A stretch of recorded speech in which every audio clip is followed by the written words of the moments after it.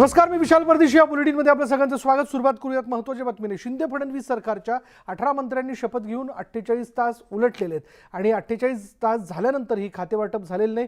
गेल्या 2 दिवसांपासून खातेवाटपाची प्रतीक्षा आहे. आधी मंत्रिमंडळ विस्ताराला उशीर झाला होता, आता खातेवाटप त्यालाही उशीर होतोय. खातेवाटप होणार असं मुख्यमंत्र्यांसह सगळेच सांगतायत, पण अजूनही मंत्र्यांना खाती मिळालेली नाहीत. मंत्रिमंडळ विस्तारानंतर पहिली कॅबिनेट झाली आणि या बैठकीला 18ही मंत्री बिनखात्याचे मंत्री म्हणून उपस्थित होते. खातेवाटप झाल्यास किमान मंत्र्यांना त्यांच्या दालनात जाऊन कार्यभार तरी स्वीकारता येईल. त्यामुळं मंत्री झालेल्या 18 जणांमध्ये कोणतं खातं कोणाला आहे याची उत्सुकता कायम आहे. दुसरीकडं 17 ऑगस्टपासून राज्य विधिमंडळाचं पावसाळी अधिवेशन सुरू होतं आहे. अधिवेशनापूर्वी किमान काही दिवस खातेवाटप झालं, काही दिवस आधी तरी खातेवाटप झालं तर मंत्र्यांना आपल्या विभागाचा आढावा घेता येऊ शकतो, जेणेकरून अधिवेशनात विरोधकांना उत्तरं देता येऊ शकतात.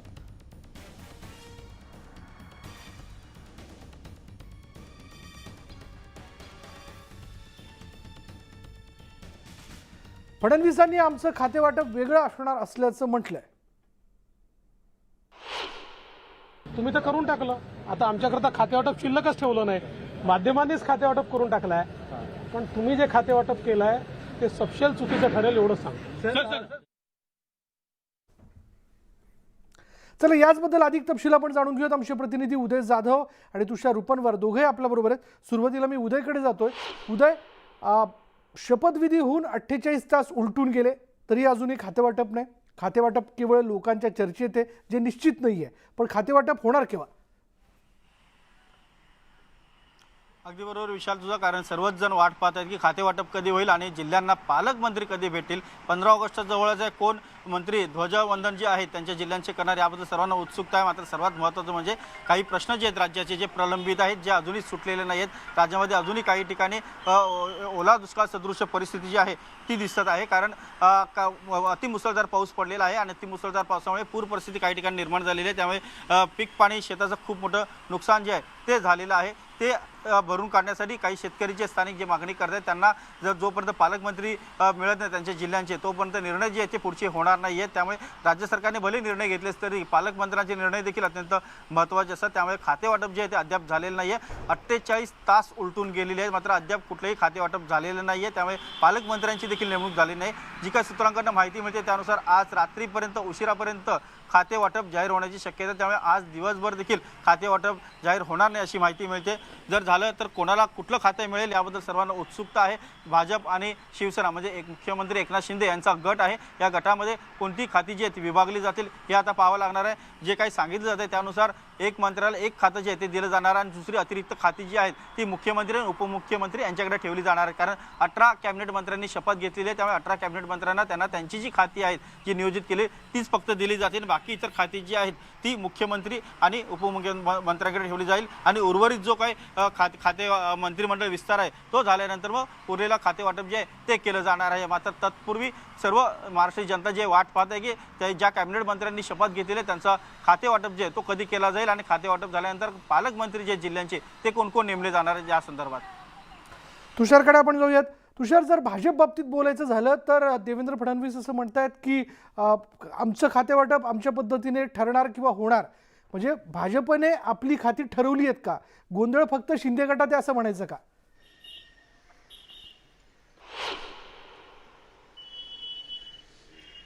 विशाल, आपण जर पाहिलं असेल तर भाजपाने एक धक्कातंत्राचा वापर केलेला आहे. सुरुवातीला जेव्हा सत्तांतर झालं तेव्हा अनपेक्षितपणे उपमुख्यमंत्री म्हणून देवेंद्र फडणवीस यांनी शपथ घेतली. त्याचप्रमाणे जेव्हा मंत्रिमंडळाचा विस्तार झाला अनपेक्षितपणे अनेक ज्येष्ठ मंत्र्यांना या मंत्रिमंडळ विस्तारामध्ये डावलण्यात आलं. त्याचप्रमाणे आता ज्या भाजपाच्या गटातून ज्या 9 जणांनी शपथ घेतलेली आहे या 9 जणांना अनपेक्षितपणे या ठिकाणी अनेक खाते मिळू शकतात. आपल्याला जी माहिती मिळते त्यानुसार या 9 जणांना देवेंद्र फडणवीस यांनी प्रत्येकी 2 ते 3 ऑप्शन या ठिकाणी खात्यांसंदर्भात विचारले होते. त्याचप्रमाणे त्यांना कोणते बंगले हवेत या संदर्भात देखील प्रत्येक मंत्र्याला 2 ते 3 ऑप्शन विचारण्यात आले होते. या मंत्र्यांनी आपले सर्व ऑप्शन पक्ष नेतृत्वाला कळवलेले आहेत. आज रात्री किंवा उद्या उशिरा या संदर्भामध्ये महत्त्वपूर्ण निर्णय होऊ शकतो. खाते वाटपामध्ये आपण जर पाहिलं असेल तर अर्थ, महसूल ही जी प्रमुख खाती आहेत आणि गृह ही 3 प्रमुख खाती भाजपाच्या वाट्याला येऊ शकतात असं म्हटलं जातंय आणि या 3 खात्यावरूनच भाजपामध्ये आपल्याला रस्सीखेच असल्याचं पाहायला मिळतंय. एकीकडे आपण जर पाहिलं असेल तर देवेंद्र फडणवीस यांच्या वाट्याला अर्थ आणि गृह हे खातं येऊ शकतं, तर दुसरीकडे जे 2 सिनियर बडे नेते आहेत भाजपामध्ये, एक राधाकृष्ण विखे पाटील आणि चंद्रकांत पाटील.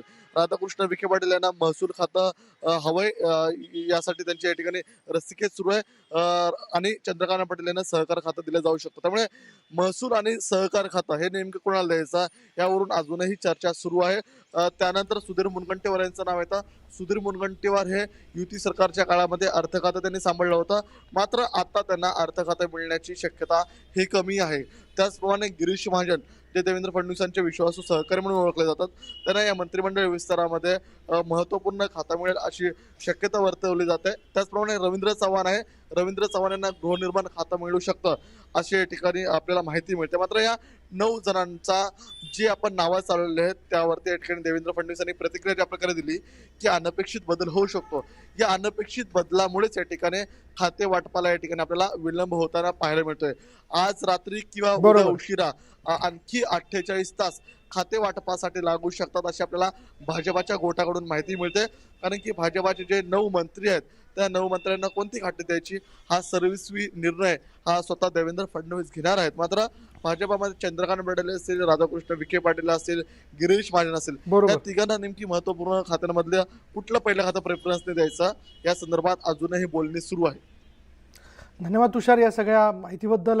आणि आमचे प्रतिनिधी उदय देखील आपल्याबरोबर होते. उदय, तुझेही धन्यवाद. त्यामुळे आता सगळ्यांना प्रतीक्षा आहे ती या शिंदे सरकारच्या खातेवाटपाची. राज्यातील मंत्रिमंडळाचा विस्तार आपण बघतोय, होऊन 48 तास उलटले तरी कॅबिनेट मंत्र्यांना अद्याप कोणतंही खातं मिळालेलं नाही. दरम्यान मुख्यमंत्री आणि उपमुख्यमंत्र्यांनी कोणत्या मंत्र्याला कोणतं खातं द्यायचं किंवा त्यांना हवं याचा पर्याय मागितल्याची माहिती समोर आली होती. मात्र कोणालाही पर्याय दिले नसून मुख्यमंत्री जी खाती देतील ती आम्हाला मान्य असतील किंवा ती आम्ही स्वीकारणार असल्याचं स्पष्टीकरण कॅबिनेट मंत्री दीपक केसरकर यांनी दिलं.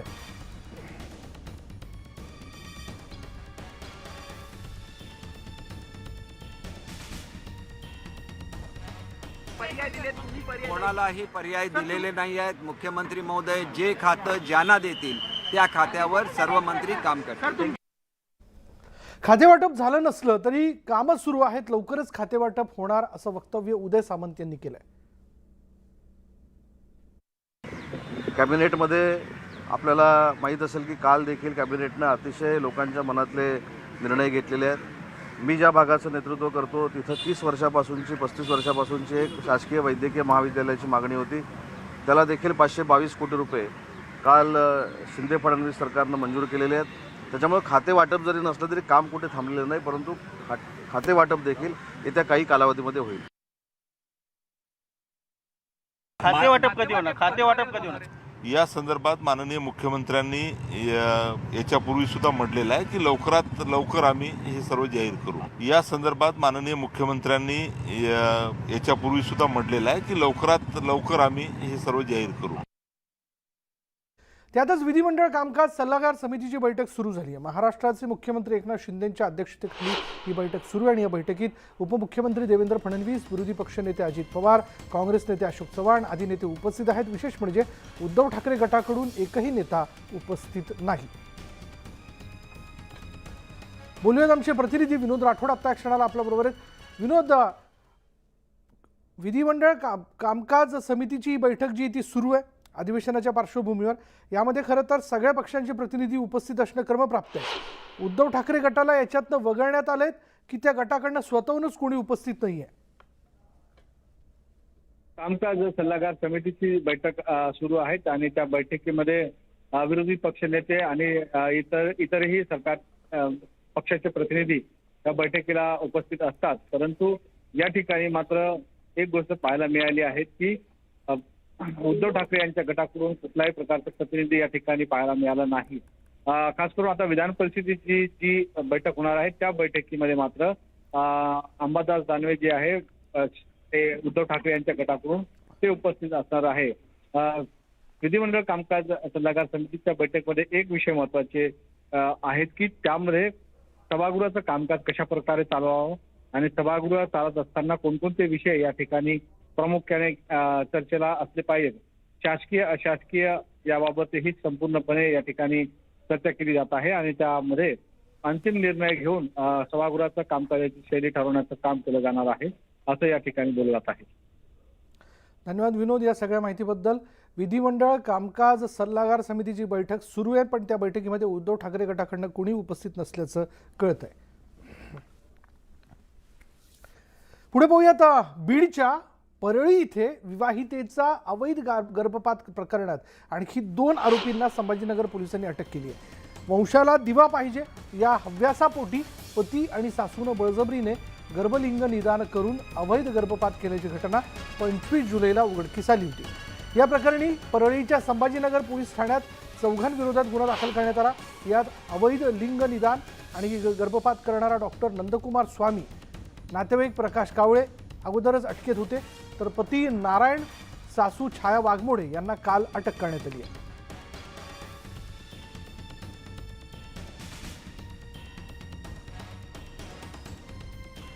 आमचे बीडचे प्रतिनिधी सुरेश जाधव या क्षणाला आपल्याबरोबर आहेत. सुरेश, काय तपशील? विशाल, बीड जिल्हाच नाही तर महाराष्ट्राला खळबळ ओढून टाकणारी ही घटना होती. आता गर्भपाताचा डाग जो बीड जिल्ह्याला लागलेला आहे त्याच ह्याला परत पुन्हा गडद करणारी ही घटना होती. 25 तारखेला या प्रकरणामध्ये 4 जणांविरोधामध्ये गुन्हा दाखल झाला होता आणि विशेष म्हणजे ज्या महिलेचा गर्भपात अवैधरित्या करण्यात आलेला होता तिचा घरी गर्भपात करण्यात आला. विशेष म्हणजे गर्भलिंग निदान देखील घरी आलेलं होतं आणि तिचा विरोध असताना देखील सासू आणि जो पती आहे त्यांनी तिला ताप आणि सर्दी आलेला असताना तिला गर्भपाताचं इंजेक्शन दिलं गेलं आणि अमानुष पद्धतीने तिचा गर्भपात केला होता. या प्रकरणामध्ये तिने पुण्यामधून एक गुन्हा दाखल केला होता आणि तो गुन्हा परळीच्या संभाजीनगर पोलीस स्टेशनला वर्ग केल्यानंतर त्याच्यामधले जो काही नराधम आरोपी डॉक्टर आहे त्याच्यावरती याच्या अगोदरचे जे देखील गुन्हे आहेत त्याला देखील अटक केली आहे. त्यात जो साथीदार आहे त्यालाही अटक केली आणि जो पती आणि सासू आहे हे गुंगारा देऊन पोलिसांना मिळत नव्हते, मात्र आता त्यांना अटक केली गेली आहे. त्यामुळे एकंदरीतच या गर्भपात प्रकरणामध्ये आणखी कोणते धागेदोरे आहेत, आणखी किती जणांना याच्यामध्ये हे केलं हे देखील यामधून समोर येणार आहे. त्यामुळे एकंदरीतच बीड जिल्ह्यामधलं हे एकच गर्भपाताचं प्रकरण नाही तर अनेक असे प्रकरणं घडत आहेत. त्याचबरोबर जे रॅकेट आहेत ते रॅकेट देखील सक्रिय आहेत का याचा देखील आता पोलीस तपास करते. विशाल, धन्यवाद सुरेश या सगळ्या तपशिलाबद्दल.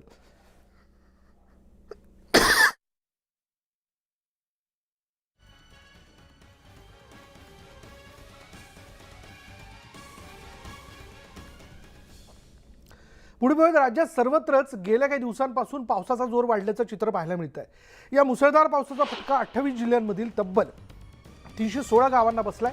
गेल्या 24 तासात राज्यात 26.1 मिलीमीटर पावसाची नोंद झाली आहे. खबरदारीचा उपाय म्हणून NDRFच्या 12 तर SDRFच्या 5 तुकड्या तैनात करण्यात आल्या. 1 जूनपासून आतापर्यंत राज्यात 780.8 मिलीमीटर पावसाची नोंद करण्यात आली आहे. रत्नागिरी, वर्धा, भंडारा, गोंदिया, रायगड, रत्नागिरी, पुणे, सातारा, सोलापूर या जिल्ह्यांना मुसळधार पावसाचा फटका बसलाय. अतिवृष्टीमुळे 119 जणांचा मृत्यू झाला आहे तर 91 जण जखमी झाले. तसंच विविध ठिकाणांहून 14,000हून अधिक नागरिकांना सुरक्षित स्थळी हलवण्यात आलं. दरम्यान येत्या 24 ते 48 तासांमध्ये राज्यातील पावसाची तीव्रता कमी होण्याची शक्यता आहे. भारतीय हवामान विभागाने ही शक्यता वर्तवली आहे. कमी दाबाच्या क्षेत्रामुळे 4 ते 10 ऑगस्ट या आठवड्यात राज्यात बहुतांश ठिकाणी अतिरिक्त पाऊस नोंदवला गेला. विदर्भात या आठवड्यात बहुतांश जिल्ह्यांमध्ये सरासरीच्या 100%हून अधिक पाऊस नोंदवला गेला.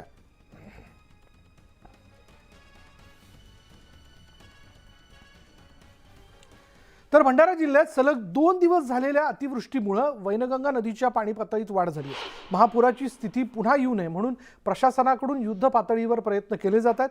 ब्रिटिशकालीन वैनगंगा नदीवरील पूल पाण्याखाली गेला आणि त्यामुळे पुलावरून वाहतूक बंद करण्यात आली. वैनगंगा नदीचं बॅकवॉटर शहरात शिरण्याचा धोका असल्यानं विसर्ग वाढवण्यात आला आणि त्यामुळे नदीकाठावरील गावांना धोक्याचा इशारा देण्यात आला.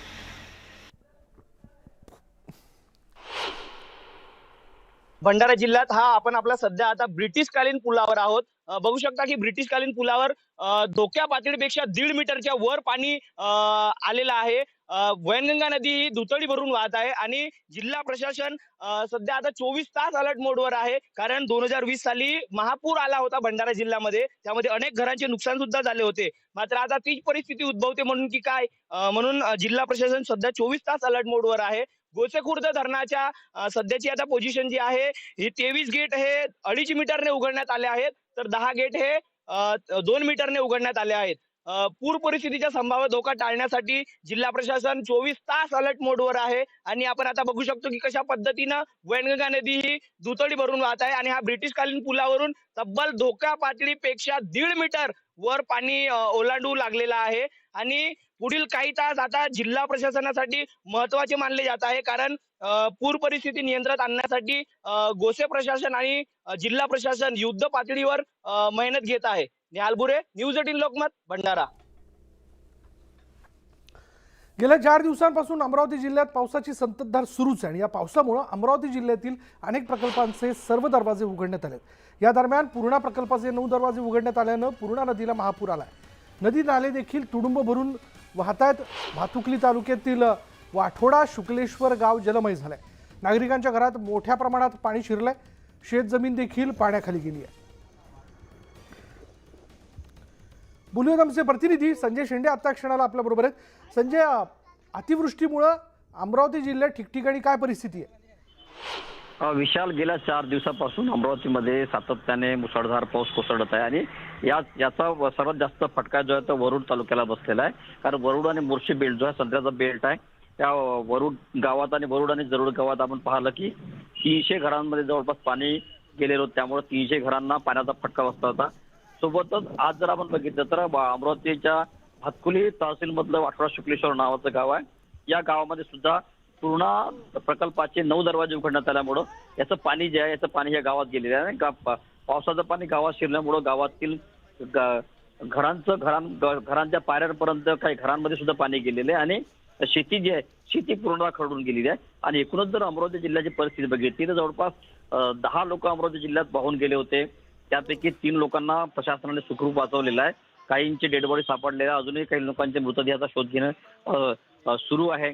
अमरावती जिल्ह्यात अप्पर वर्धा धरणाचे 13 दरवाजे उघडल्यामुळं अप्पर वर्धा धरणातून जो पाण्याचा विसर्ग सोडला जात आहे त्यामुळं मोर्शी आणि आष्टी मार्ग जो आहे तो बंद करण्यात आलेला आहे. बरोबर. त्याचप्रमाणे देऊरवाडा आणि आरवी रस्ता जो आहे तो सुद्धा सध्या बंद करण्यात आलेला आहे. एकूणच जर जिल्ह्याची परिस्थिती बघितली तर पावसामुळे हाहाकार माजलेला आहे आणि याचा फटका जो आहे तो सर्वसामान्य नागरिकांना बसत आहे.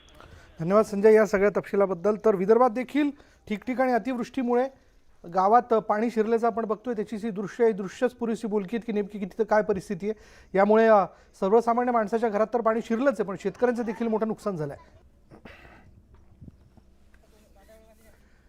पुढे पाहूया, जालन्यात स्टील कारखान्यावर इन्कम टॅक्सनं केलेल्या कारवाईत मोठं घबाडच सापडलं. एका स्टील कंपनी मालकाच्या घरावर टाकलेल्या छाप्यात IT अधिकाऱ्यांच्या हाती तब्बल 390 कोटींची बेहिशेबी मालमत्ता लागली. यामध्ये विमलराज संघवी त्याचबरोबर प्रदीप बोरा यांच्या मालमत्तेवर छापे टाकण्यात आले. तसंच Gajkesari steel, SRG steel, Kalika steel याच्यावर धाड टाकण्यात आली असून या कारवाईत 58 कोटी रोकड, 35 किलो सोनं आणि हिऱ्यांसह 16 कोटींचा ऐवज सापडला. सापडलेली रोकड 35 कापडी पिशव्यांमध्ये ठेवण्यात आली होती.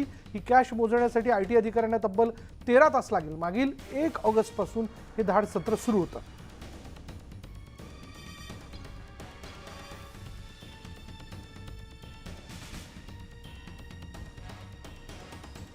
आयकर विभागाच्या वतीने जालन्यामध्ये जे धाड सत्र घालण्यात आला होता त्या धाड सत्रामध्ये मोठ्या प्रमाणात घबाड सापडला आहे.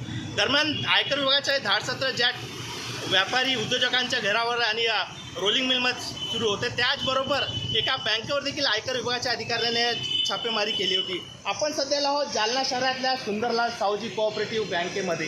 हीच ती बँक आहे ज्या ठिकाणी आयकर विभागाचा पथक गेले 6 दिवस तळ ठोकून होता. या ठिकाणी आयकर विभागाच्या अधिकाऱ्यांनी काही संशयास्पद आर्थिक व्यवहारांची झाडाझडती घेतली होती.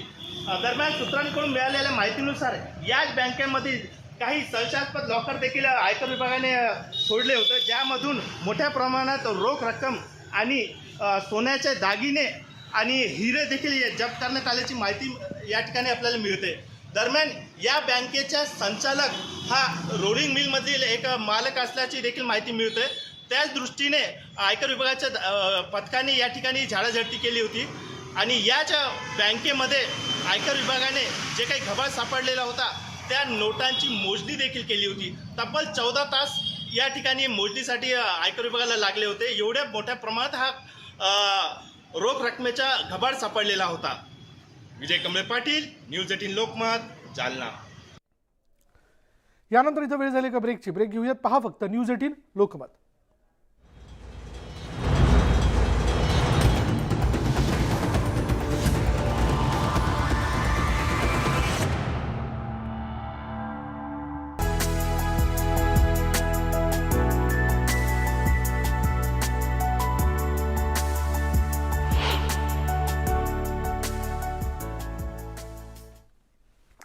आणि ब्रेकनंतर न्यूज 18 लोकमतच्या सगळ्या दर्शकांना रक्षाबंधन आणि त्याचबरोबर नारळी पौर्णिमेच्या खूप खूप शुभेच्छा. त्याचबद्दलच्या घडामोडी आपण बघणार आहोत.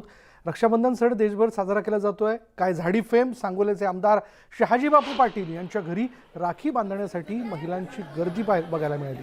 आमदार शहाजी बापू पाटील यांच्या 2 बहिणींनी त्यांना राखी बांधली आणि त्यानंतर चिक महूदमधील महिलांनीही राखी बांधण्यासाठी गर्दी केली होती. जवळपास 300 ते 350 महिलांनी गर्दी केली होती आणि यावेळी माईची भेट म्हणून बापूंनी ओवाळणी म्हणून या बहिणींना साडी भेट दिली.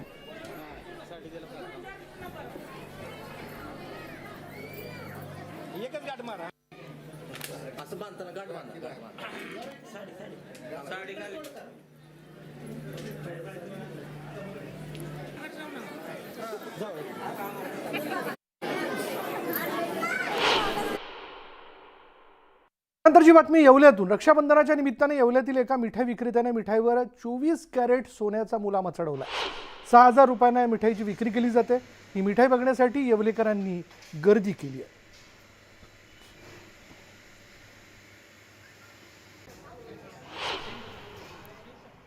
हमने सुना जब ये कि यहाँ पे गोल्डन लीव मिठाई मिल रही है रक्षाबंधन के स्पेशल ओकेजन पे, तो मैं अपने भाई के लिए मिठाई लेने स्पेशल यहाँ आई हूँ. मैं कुछ स्पेशल देना चाहती थी, कुछ हटके देना चाहती थी और ये मिठाई देख के ऑफकोर्स मेरा भाई बहुत खुश होगा क्योंकि मुझे देने में उसे इतनी खुशी हो रही है. इसका जो लुक है, ऐसी मिठाई हमने पहले कभी देखी नहीं.